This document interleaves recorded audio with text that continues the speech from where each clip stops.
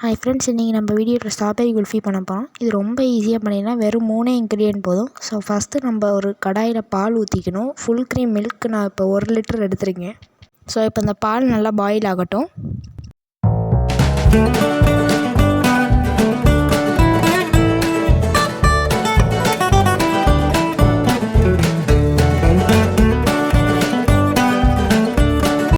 So இப்போ இந்த பால் நல்லா கொதிச்சு இதில் நான் 250 கிராம்ஸ் ஆஃப் சுகர் ஆட் பண்ணிக்க போகிறேன்.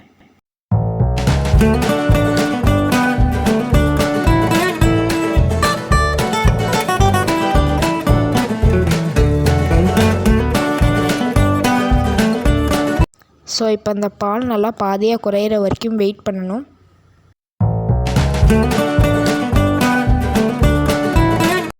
ஸோ இப்போ நம்ம ஸ்ட்ராபெரியை தண்ணியில் உப்பு போட்டு கழுவி எடுத்துக்கலாம். ஸோ இப்போ கழுவுன ஸ்ட்ராபெரிஸை குட்டி குட்டியாக சாப் பண்ணி நம்ம ஃப்ரீசரில் வச்சிடலாம். ஸோ இப்போ அந்த பால் 1/3 போர்ஷன் அளவு குறைஞ்சிடுச்சு. நம்ம இப்போ அடுப்பை ஆஃப் பண்ணி பால் ஆற வச்சிடலாம். ஸோ நம்ம இப்போ ஆற வச்ச பாலையும் ஃப்ரீஸ் பண்ணி வச்ச ஸ்ட்ராபெரியும் நம்ம ஒரு மிக்ஸி ஜாரில் சேர்த்துக்கலாம். அதை அரைச்சி எடுத்துக்கலாம். ஸோ நம்ம இப்போ அரைச்ச பாலை ஃபில்ட்ரு பண்ணி எடுத்து அதை நம்ம குல்ஃபி மோல்டில் இல்லைனா டம்ளரில் ஊற்றிக்கலாம்.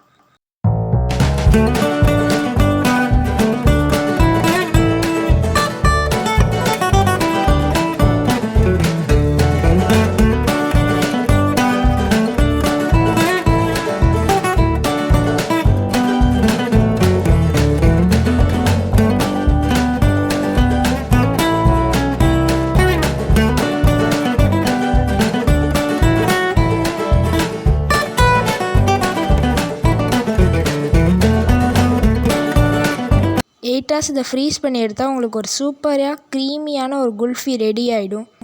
இதை நீங்களும் வீட்டில் ட்ரை பண்ணி மறக்காமல் கமெண்ட் பாக்ஸில் சொல்லுங்கள். அடுத்த ஒரு நல்ல வீடியோவில் பார்க்குறேன். until then bye from Rakesh.